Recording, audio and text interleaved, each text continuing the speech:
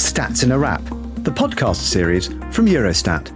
Welcome to another episode of Stats in a Wrap, the podcast all about statistics from Eurostat, the statistical office of the European Union.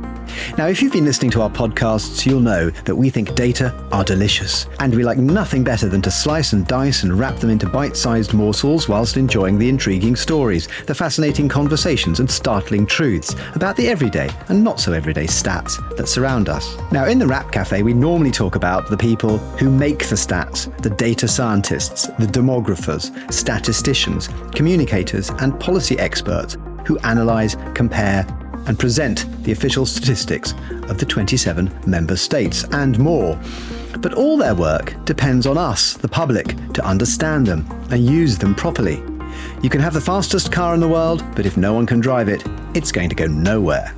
So you can have the best stats in the world, but if no one understands them, you've got a problem. So today, we'll be taking a good look at ourselves, the citizen body, and our role in making official statistics work to get the best understanding of the world around us.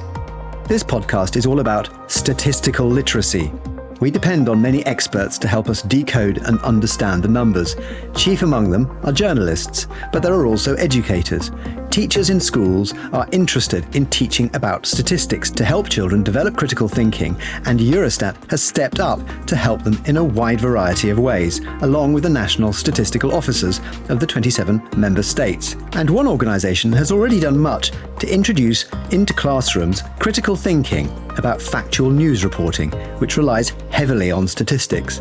Lie Detectors is an independent and award-winning media literacy organisation in Europe, whose remit is to counter the corrosive effects of online disinformation. To do this, it empowers young people and teachers to tell fact from fake online and understand how professional journalism works. To guide us on what's being done to prepare young people to be good stats users of tomorrow, we have with us in the Wrap Cafe today 3 experts. From Eurostat, Romina Brondino, who is at the Dissemination and User Support Unit. Hello, Romina.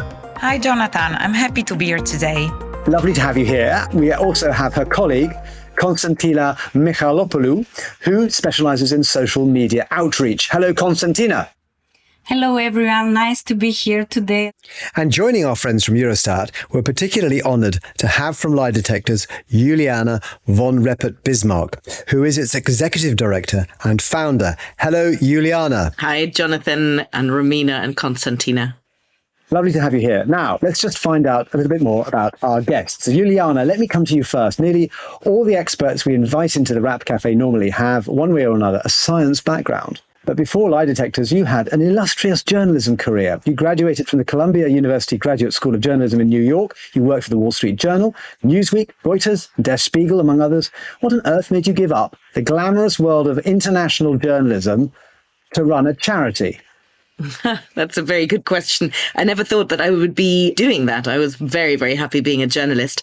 But in about 2016, I had a bit of an epiphany and thought, what's the point of doing really beautiful journalism when people don't know how to tell the difference between the great stuff good journalists do and complete and utter fabrications and distortions? So that's why I started Lie Detectors.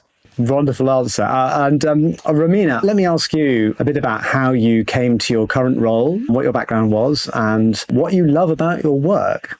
I joined Eurostat about 10 years ago. I have a background in intercultural communication and European studies. I spent quite a few years in Eurostat's press office working for journalists. And then I moved on to work on projects and activities more targeted at public at large, students and teachers. And what I like about my work here at Eurostat is to turn the numbers and the data into stories people can relate to and make statistics easier to understand and grasp. A fun job and a very important one too.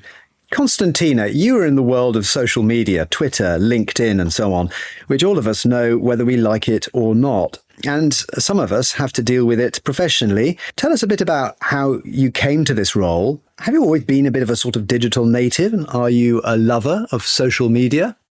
I am a lover of social media and Eurostat, I would say.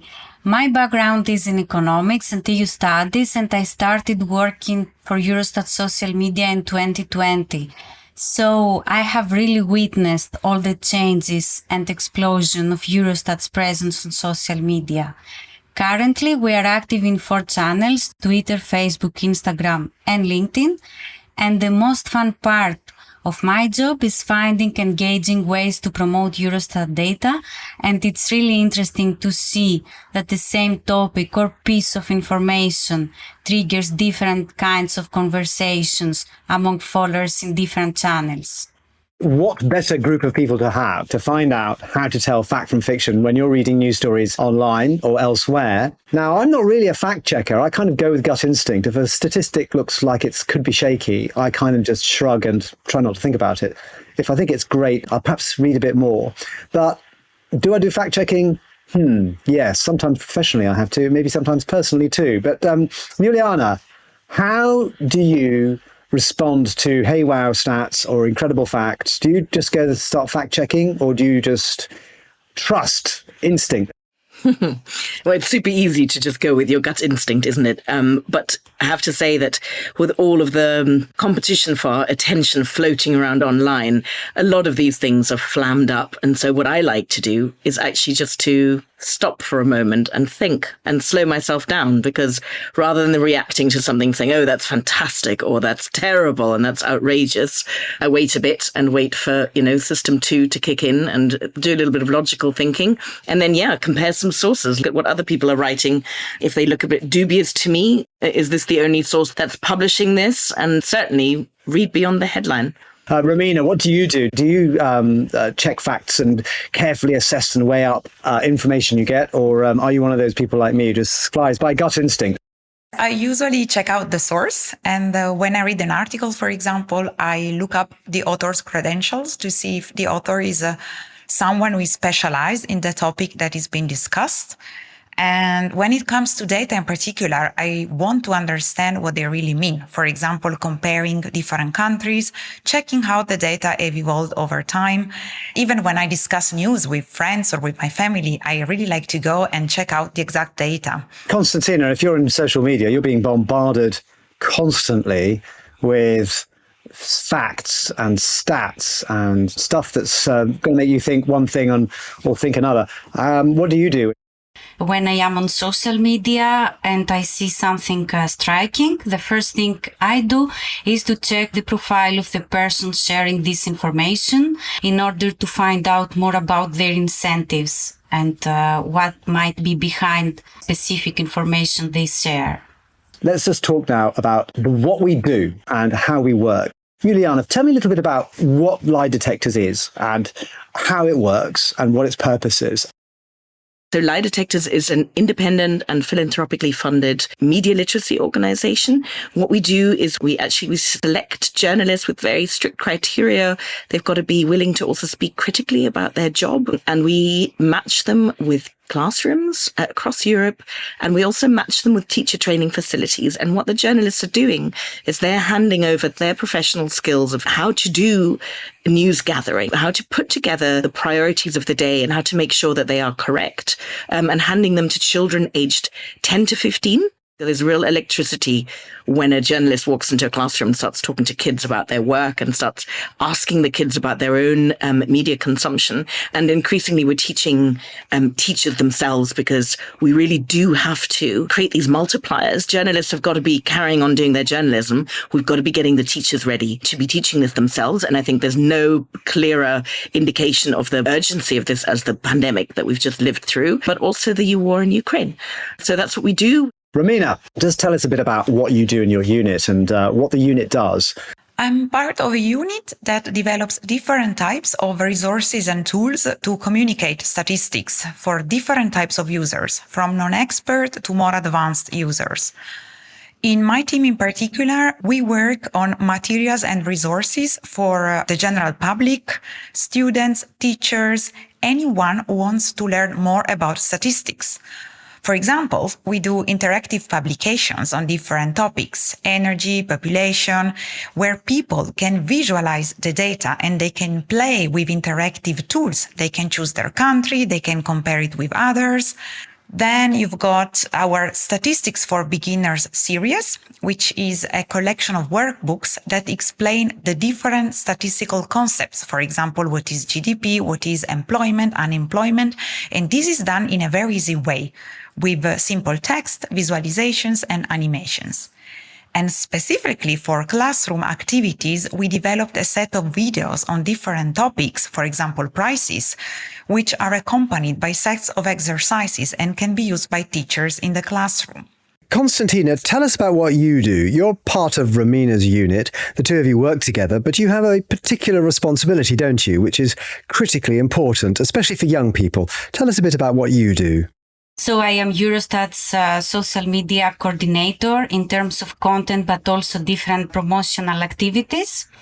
And our main objective of being present on social media is to help people understand our data. And for this, we rely a lot on statistics explained articles that tell the story behind a dry table, but also the glossary that explains the statistical concepts. And this is something that people come back with questions when they don't really understand something. And we are there to respond to their questions and comments and also get their feedback. Let's just talk about what our individual takes are on this mysterious phrase, statistical literacy. It's quite loaded in some ways because we all know that it's important to avoid fake news, for example, but it's a much broader and bigger subject than that and has different kinds of nuances and permutations. Can you tell us, Romina, in your view, why you think statistical literacy is important? Why do you think your work is important? Statistical literacy is important to understand the real story behind the data and to understand where we are and where we want to go. Where do you live? Which kind of energy are we using? What are the main issues in our environment? I think this is particularly important for the younger generations because they are the one who will be the future decision makers.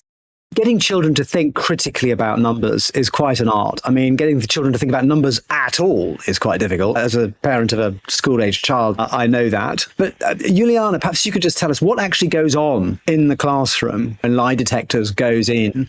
Every classroom is its own little microcosm. You never know quite what you're going to get. And what we start by asking is, where do you get your facts from? What happens is we find that they are extremely active on different apps.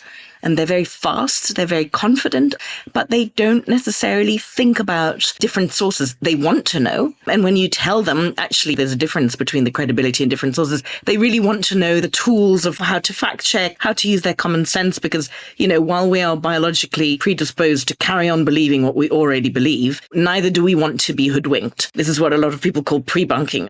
We talk to them about disinformation, things that are really black and white. We get them to talk about the words that they would use. We get them to talk about the concerns they have about what they find online. Journalism is a fascinating job because it has an investigative element frequently to it. And you're digging around, finding out new stuff. You're not so much lie detectors as lie detectives. Romina, you have video packages as well, don't you, for your students in the classroom? Just tell us a bit about those. Yes, correct. A few years ago, we launched a project which is called the Statistics in the Classroom, and we developed a series of videos which are like additional materials for teachers. And in these videos, statistical concepts are explained in a very easy way, and they are accompanied by exercise sheets that can be used with students to practice the topics presented. So that's really a practical tool for teachers and children alike. We also organize visits for students. And I must say, as Juliana said, I'm always impressed at the questions they ask, which really are a proof that they have a critical awareness already and they can be skeptical about the data. They don't simply trust what they are told, which I think is a great thing today. Can I add something to that, Romina? I think it's really fascinating. I really love it that that you're working with exercise sheets and things. We also do that. We call them news challenges. And in fact, in German, we work also in Germany. They often translate us into being lie detectives rather than lie detectors. So, Jonathan, you're on the right track there. Our materials are exactly that. We want to put them into the skin of being a journalist. Like, now you're a journalist. Go. Here are your tools. Here are the questions you can ask. And then we're like, okay, go. Here's an example. Is it true? Is it not? And they love it. They really love it. Well, we're going to bring in another perspective to the Rap Cafe now, which is the work of the National Statistical Institutes that Eurostat works with when compiling national data. But in this case, the NSIs have been developing educational projects to get their young people to think about stats. And earlier, I spoke to Jukka Hoffren at Finland's National Statistics Office. I asked him to tell us about his work with children and students. This project relates to idea that the statistical offices, we are basically producer organizations, and we haven't paid enough attention to the customer side. And one important aspect is raising new customers, new users for statistics. And children and pupils and students, they are our main target group. And we want to increase their knowledge about statistics and the statistical literacy. And we have conducted several school visits, but the problem is that they last only from 30 to 45 minutes. It's quite impossible to explain everything about statistics in such a short time. And we wanted to support these presentations by establishing this website that face-by-face guides students how to compile a statistical study for school projects or poster competition or statistics Olympics. So the website itself contains a number of exercises and it contains information about statistics. Just talk us through about how it works. Well, for the students, one important thing is to explain how statistical data is collected. Because if you have bad data, you will end up into wrong conclusions. So it's very crucial that the input data is reliable. And you have to follow the statistical procedures in order to get well-known and based facts. And that's one important. The other is that what you ask is what you get. So formulate your research questions very, very precisely and use the definitions that are understood by everyone. If you use very, very, very hazy definitions, you get hazy answers. It's quite fun. When you go to the website, you see quite a lot about dogs, and you learn that there are, for example, more dogs in Finland than there are people in Helsinki. What inspired you to bring in the idea of counting pets to get kids into stats? Well, the case is that normally people are not so interested about statistics. They think statistics, they are boring. For example, with pupils and students, you have to focus on the phenomena that are important and interesting for them. That's why we have selected as an example the pets and the dogs and the cats. And the relationship between the children and the pets, that's important for the children. In that way also towards the statistics and how to collect statistical data about an issue that is important for the children. Do you feel it's been a success so far? Tell us a bit about the feedback and the reaction to it. I think the feedback has been very positive. It has been used to support these statistical competitions and participation to statistics Olympics, and I think the students have used it quite widely and been very satisfied with it. Jukka Hoffren there at the Finland National Statistical Office. Konstantina, how do you handle communicating numbers, often complex sets of numbers, with a generation that's often not that interested in ideas of quantification and mathematical concepts, or which may even have a general fear of numbers? Actually, what I see on social media is that people really love statistics. They like to see how their countries perform in relation to other countries. So I don't really see any fear. And on the contrary, I can confirm what Juliana and Romina said, that younger audiences have really critical thinking, and they don't really take for granted what they just see that we post. They question this information and they come back with questions, and they try to understand really the concepts, the statistical concepts. I think what can't be understated from what I've heard from my experts here in the briefings as well is the way in which that handheld devices, apps on phones, determine the way in which media is consumed among a certain generation to an extent that was unimaginable even 15, 20 years ago. Can we just tap into that, Juliana? I mean, are young people becoming more internet savvy? But perhaps, they're maturing as well in the way that they handle information. Every time we walk into a classroom, we ask the kids, where do you go to collect information? Where do you go for general information about the world? And we ask the teachers the very same questions, and then we compare the answers. Teachers are in the places that we would expect, and probably a lot of the listeners here are probably on these as well. They're on WhatsApp, they're on Facebook, they're on Twitter, well, less so at the moment, they're on LinkedIn. This is not at all the landscape that the kids describe. They say to us, Instagram, YouTube, TikTok, Twitch, and then Discord and Fortnite and other names that I have frankly never heard of before. And, a lot of these places are gaming platforms. There's a couple of things that's really interesting about this. That first of all, these are sites that are very image and video based. And that makes outside content moderation really difficult. They're also often encrypted, which means that it also makes content moderation really difficult. The kids are entirely by themselves. And if you think about it, the QAnon theory that we hear about in the US and now has, representatives in, the House of Representatives in Washington, D.C. pushing them, that QAnon theory was born on a gaming platform. So these kids are on platforms that teachers have never heard before, perhaps, and certainly aren't on, and are learning about the world in a totally different place from where the adults are. And to bridge that gap is super important. Konstantina, let's just pick up there on something that Juliana mentioned, which was about how visual representations now are such a huge part of social media. And you use infographics and things like that. Tell us about your experience with visual culture on social media. Admittedly, we live in a visual era, and this has always been the case in the sense that an image always prevails over a text. And in Eurostat, we know that very well, and we invest a lot in our visual identity. We have a team of graphic designers who have developed a distinct and consistent visual identity so that users immediately understand from the layout of the infographics that this comes from Eurostat when they see something on social media. This is particularly important nowadays because we have a quite competitive environment with a lot of different data providers.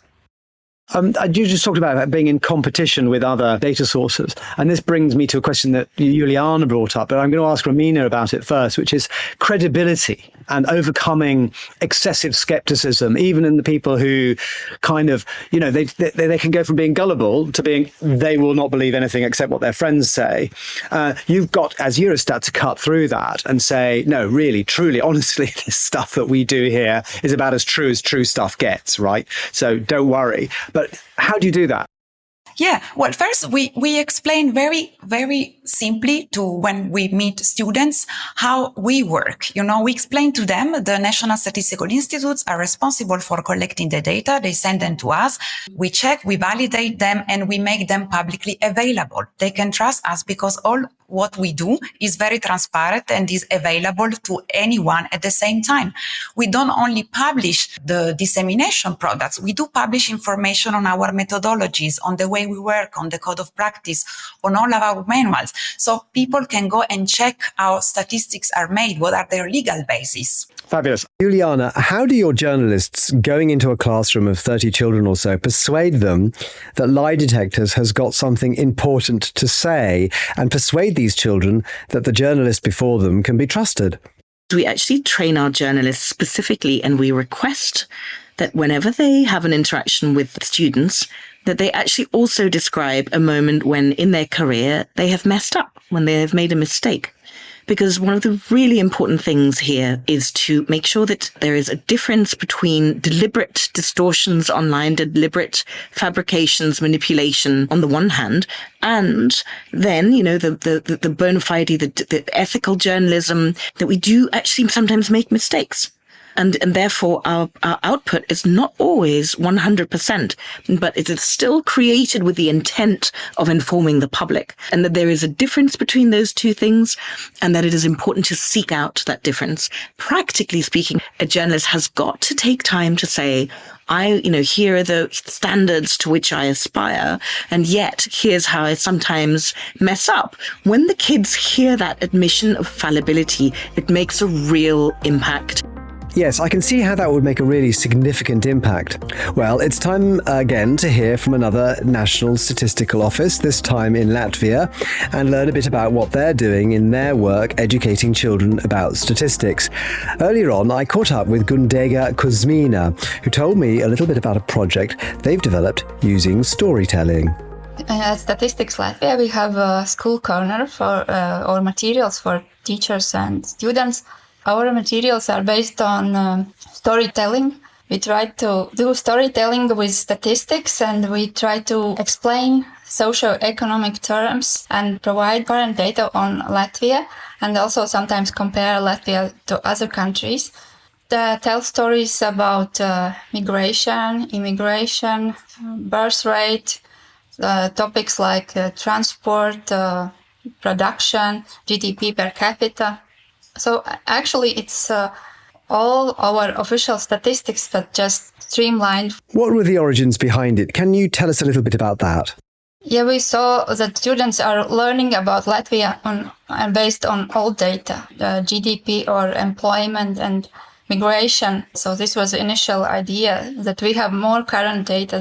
So what age groups are we talking about here? We are focused on these last 4 years before university, I would say so. So these are not very small children, but those who are already use and understand terms like migration or GDP. Gundega Kuzmina at the Latvian National Statistics Office there. Romina, how do you make it easy for teachers who might be interested in checking data to find the right tools? We developed a specific website section, which is called the Education Corner, to help students and teachers access their specific resources which they need. And the Education Corner is a kind of single entry access points to all the services and initiatives we have that can help them understand better statistics. And as I said before, we don't work alone, because our users potentially are all the schools in Europe. So we work in a partnership with the National Statistical Institutes and support them with their own initiatives. We exchange practices, experience, we do common projects, we try to see what works, what doesn't work. And together with this network, we are approaching the educational world. Eurostat also runs, together with the member states, the European Statistics Competition. And these are ways that help students engage themselves and get an idea of how things are using statistics. They are actually eager to become independent user of statistics. And what we notice when we have students coming here is that they don't simply want to know what we do.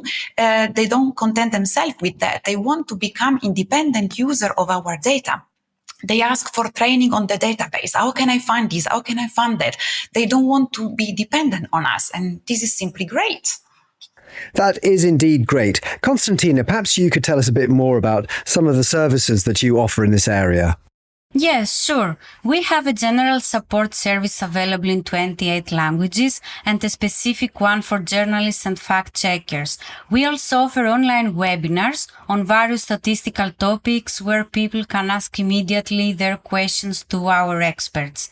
And users can find more about these services on our website. Juliana, I was talking to Romina just now about educators. Have you found that there's a change in the attitude of educators to your work?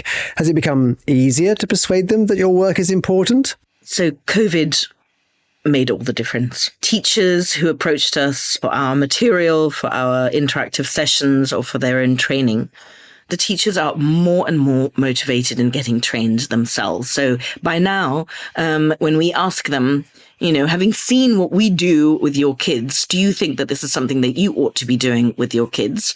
Almost 100% of them say yes, regardless of the subject area. And then when we ask them, and have you ever discussed this with the kids, then the story is quite different. And there's about a 30 percentage point gap between the intention of teaching this stuff and the actual doing of it. When we ask them, so what is it that's keeping you? And you think it's so important, why are you not teaching this? They tell us different things. They say there's a lack of incentives for the teachers. They don't get the time to get trained on this. They don't get the time within their teaching plans to put this in.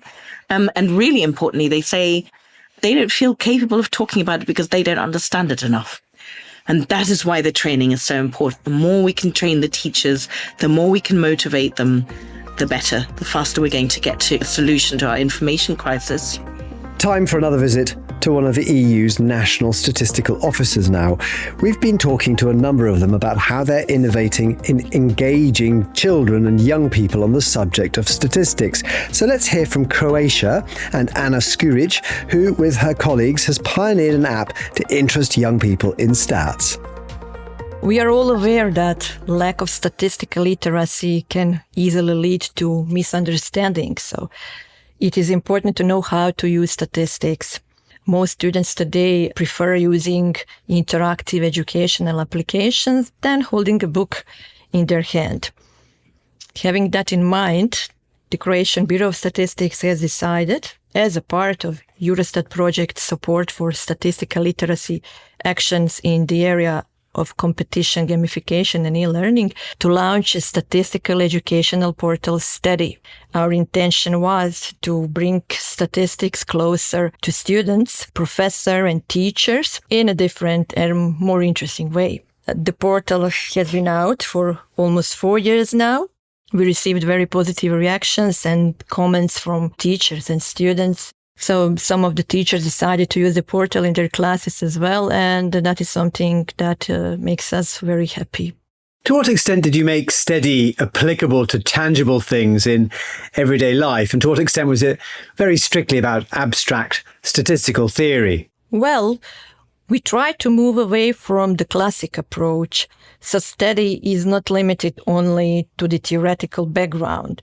It also gives practical examples, interactive visualizations, and tasks in which users can immediately check their understanding and application of statistics. It is divided into 5 chapters, each dedicated to a certain statistical concept, ranging from some basic measures, for example, median, to more complex methods. So we can say that the portal is intended both for users who have some basic knowledge about statistics or maybe some advanced knowledge, so they can renew their knowledge or just remind themselves about some statistical concepts and check their knowledge through tasks available on the portal. The Statistical Office of Slovenia has taken over and adopted the portal, which is now, in addition to Croatian and English, also available in Slovenian. This makes us very happy because the purpose of the portal is to be used and accessible to as many users as possible. Ana Skuric at Croatia's National Statistics Office there. Romina, the task of your unit and the team there involves ensuring there is a lot of content available in different languages, of course. The EU is a multilingual community, let's not forget.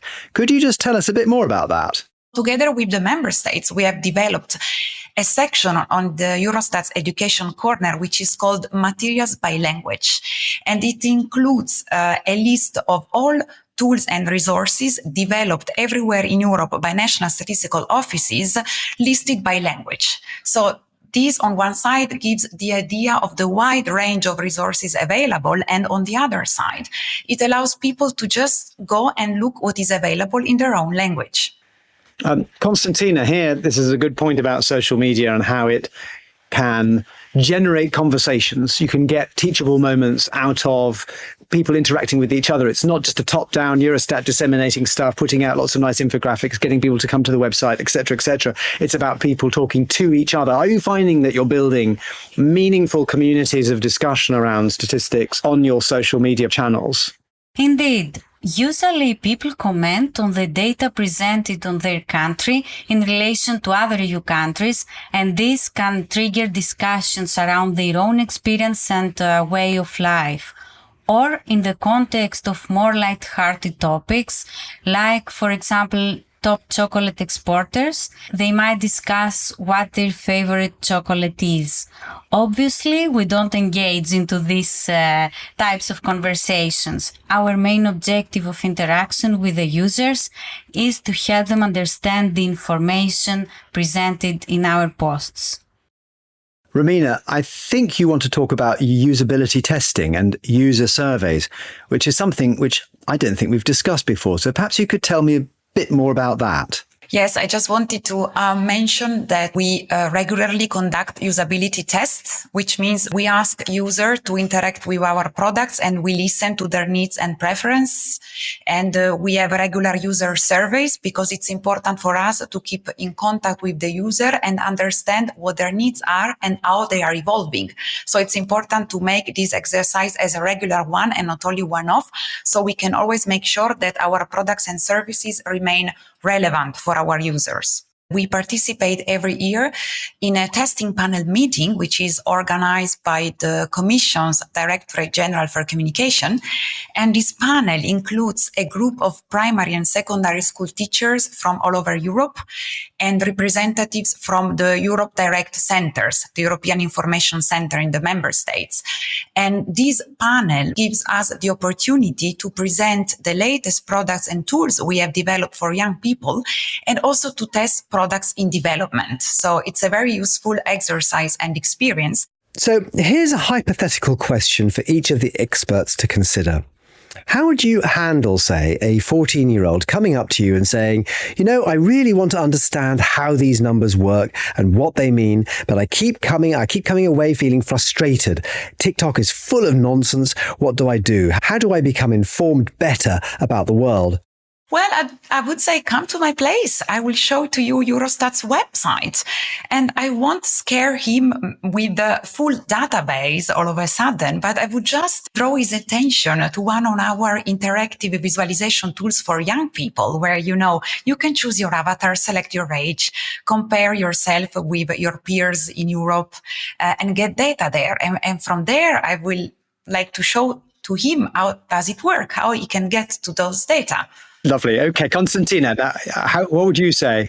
When Eurostat participates in events for schools, we came in contact with a lot of students, and I saw that people are very interested in this education corner, and they like to play because there is an interactive way to get to know our data, and it is well received by students. Okay, that's a good tip. Juliana, if you're in a situation where you're being personally asked, you're probably one of the most prominent experts in this field. So what's your advice? So first of all, I would say how brilliant that you're asking this question. And then I think I would probably say, it's not always easy to fact check, but neither is it rocket science. And then I would probably tell them to go and have a look at the IFLA checklist, which is what we use a lot. And IFLA is a group of brilliant librarians who've put together this wonderful list of 9 easy ways to check whether something is true or not. And it goes all the way from super simple things like read beyond the headline to, use your common sense. And if you use those guidelines, I think you can go a really long way to have a healthy relationship with the information you find online.